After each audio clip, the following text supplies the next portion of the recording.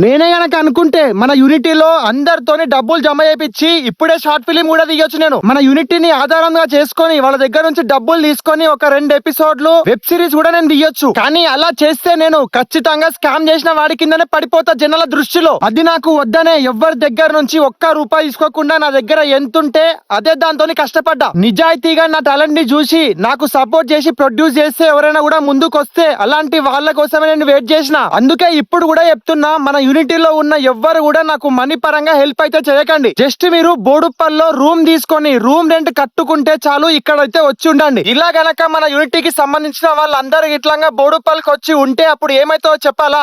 Producers ఇట్లాగా ముందుకు వస్తారు.